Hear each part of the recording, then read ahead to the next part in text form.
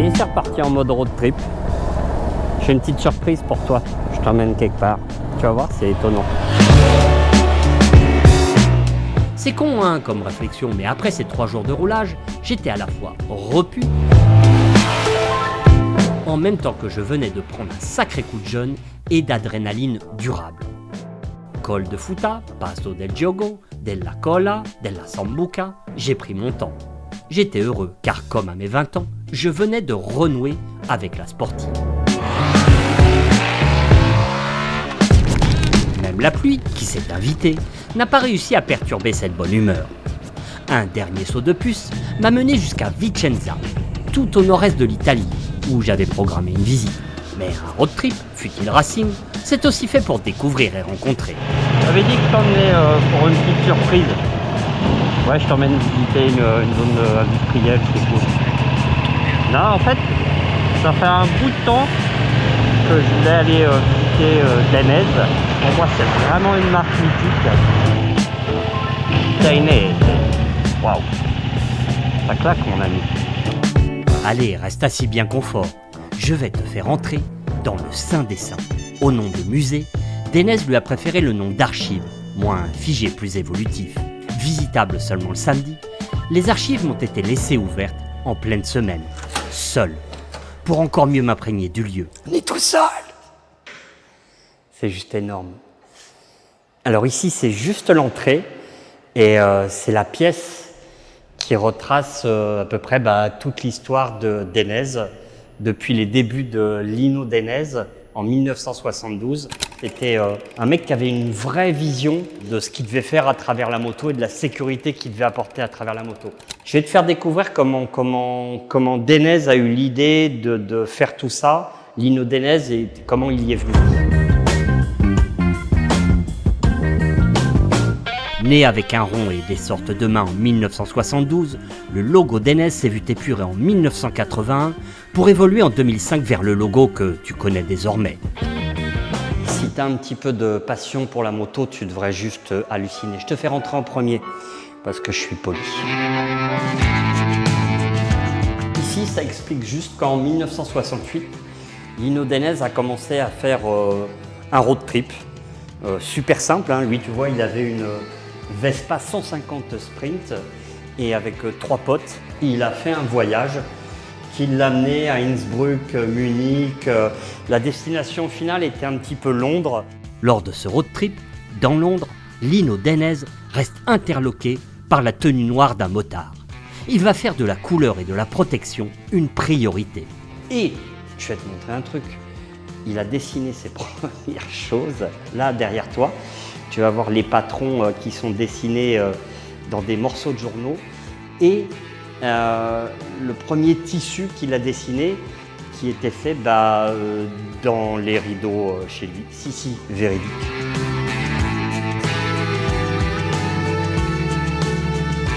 Alors là, tu as un truc assez particulier. C'est les cuirs de tous les champions du monde qui ont été titrés avec des cuirs Denez. Alors, il est peut-être jeune, mais tu vois, Jésus, t'étais pas né quand il a fait parler de lui. Bon, t'en as quand même entendu parler. Go, c'est un peu comme Jésus, tu vois, t'étais pas né, mais t'en as forcément entendu parler. Go, Dieter Brand, Barichim. Un de mes chiffres fétiches, c'est le 7, Barichim. J'ai toujours été complètement subjugué, fasciné par une photo de lui où il vient de se cracher et où on le voit à 4 pattes, la tête sur le bitume, en train de se dire qu'il venait peut-être de survivre à la plus grosse chute de sa carrière, au Grand Prix d'Espagne à Jarama, à moins que sa plus grosse chute soit aussi celle de son serrage moteur à Daytona.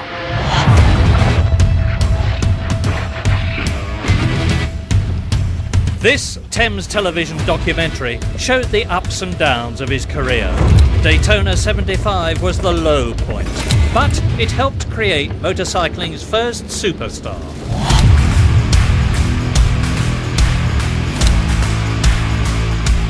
Je dis pas que c'était mieux, hein. Je dis juste que c'était une putain d'époque de héros. Jette un œil. Kenny Roberts. Roberts, c'était le Martien de Californie, titré dans presque toutes les catégories de 78 à 80, 22 victoires en 500. Kenny Roberts a d'ailleurs été le premier à déhancher pour compenser l'angle pris par la moto et à poser le genou par terre comme point d'appui et de repère.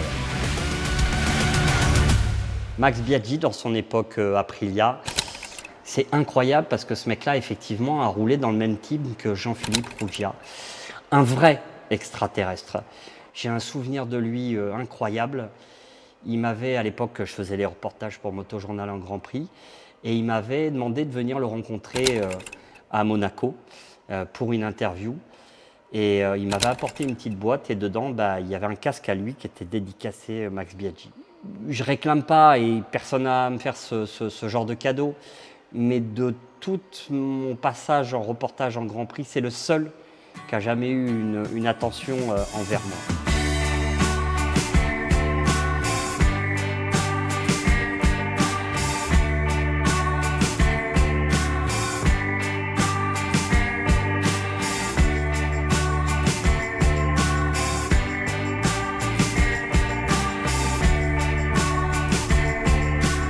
Tu vas voir au fur et à mesure de la visite qu'il y avait une vision quand même assez barrée, assez lointaine de la part de Lino Denez.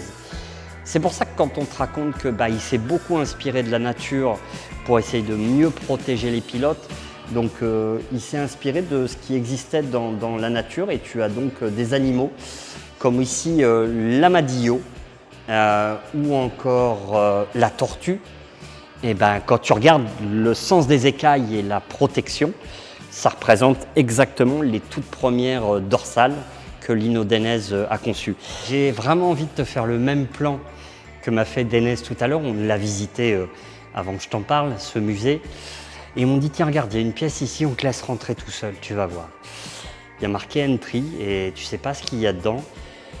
Mais je te jure que tu as une espèce de bouffée qui t'envahit qui est assez étonnante.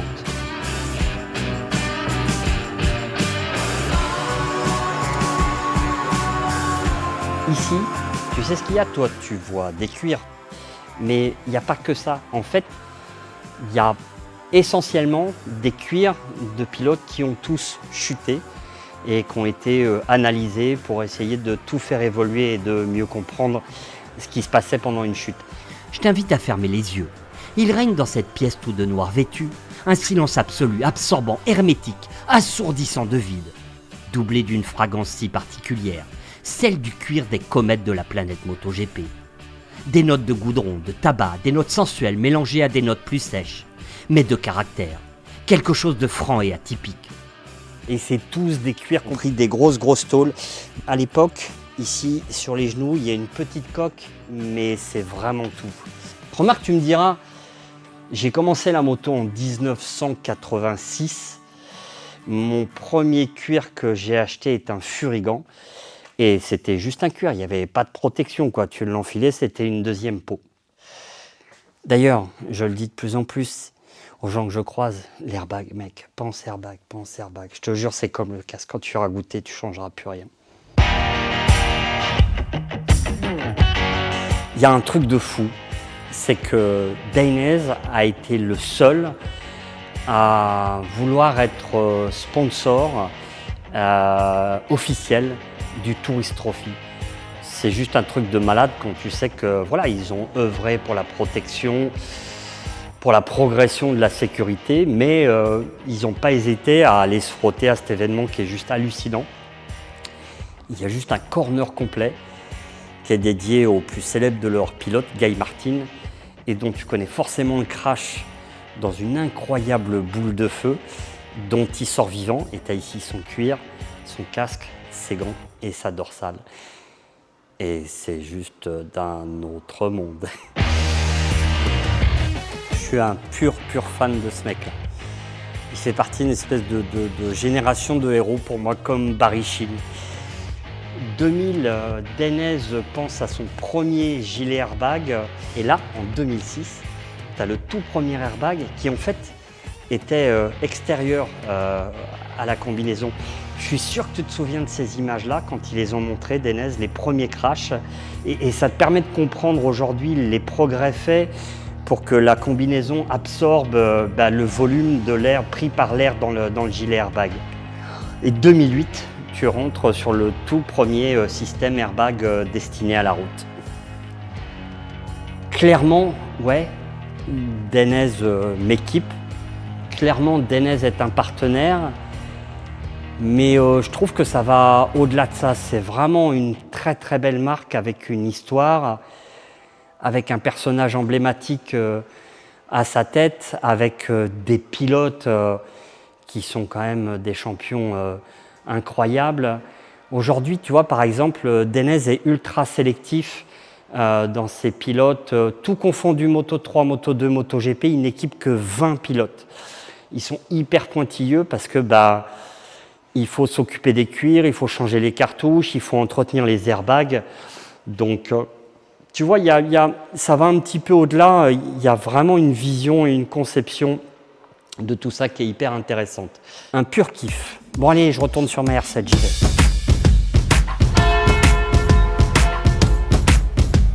Je t'avoue que je suis sorti de chez Denez, tout chose, mais rassuré sur l'obsession de sécurité et d'innovation qui anime cette belle marque à notre égard de motards.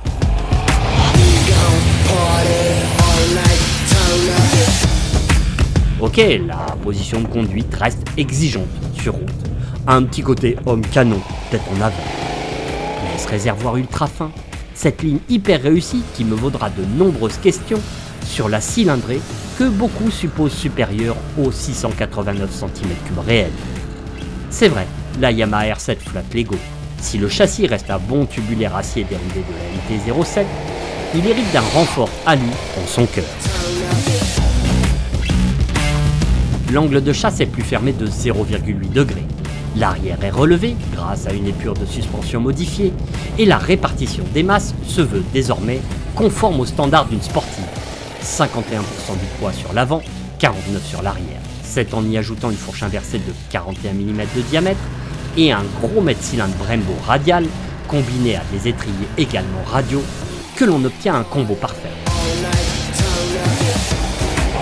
Un combo qui offre sur les petites routes italiennes une remontée d'infos unique et réservée aux sportives du train avant au moment où tu choisis d'inscrire la moto sur l'angle. Ce bloc indivisible que forment l'avant et l'arrière de la moto, ce freinage à la fois doux, maîtrisable, précis et incisif.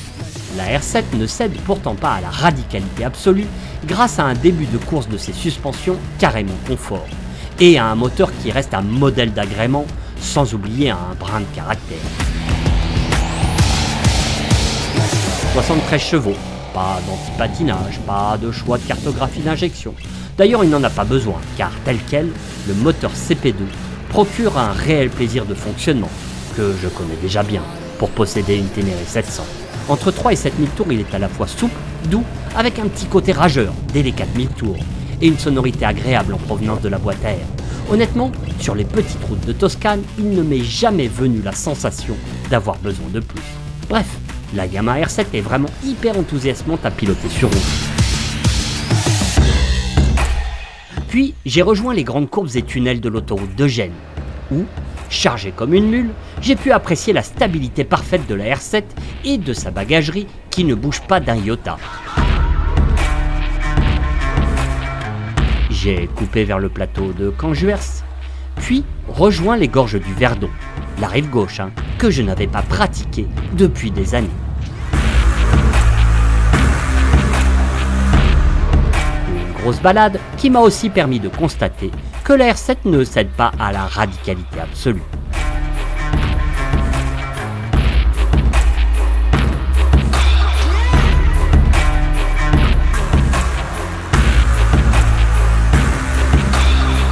Tiens, mais dis-moi, ça serait pas l'heure de bivouaquer là, par hasard? Non, tu plaisantes, j'espère. Pas avec une sportive. Bah si. Après 2-3 hésitations dans les chemins alentours, j'ai trouvé un décor de rêve. Franchi une dernière côte et me suis installé. Tiens, profite. Je sais que t'es curieux de ma façon de m'équiper pour bivouaquer. Crac. Lit de camp, mec. Dodo. Vrai dodo. Et pas dodo de merde. Sur un matelas que j'ai à peu près tous crevé. Oh. T'imagines même pas comment c'est bien. Oh. Oh putain, pas dormir sur des cailloux et tout ça. Quel bonheur. Ne me remercie pas, hein. Si des années d'insomnie peuvent servir à quelque chose, c'est cadeau.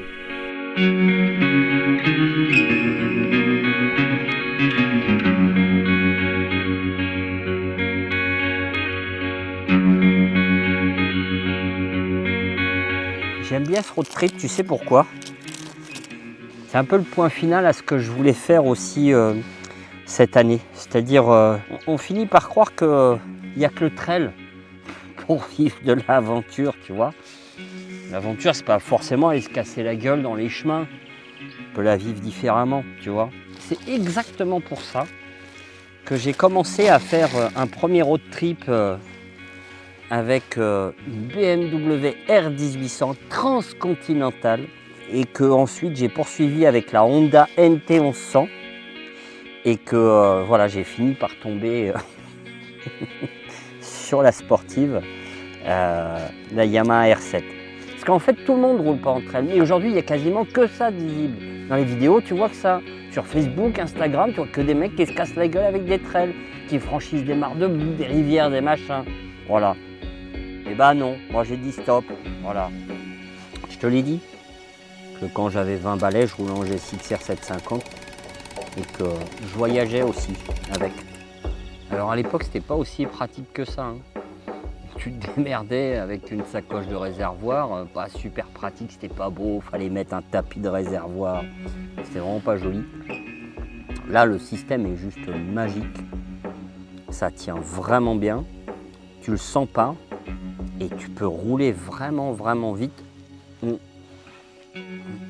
Ça reste super stable et en plus, perso, moi je trouve ça joli. Il a un beau petit cul comme ça, la moto. Hein.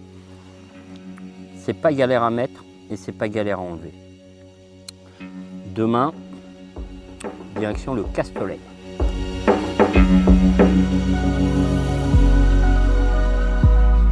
Au petit matin, c'est rare, mais je crois que j'étais un peu ronchon, mal léché. Alors, deux choses. La première, c'est t'as pas besoin de réveil. Vu que ça s'allume tout seul à un moment dehors. Et la deuxième chose, à la question du matin, est-ce que t'as bien dormi? C'est non, non. Quand même, il y a un petit mieux avec le camp. Allez gaz. En revanche, la réponse à la question, est-ce que c'est beau? C'est oui.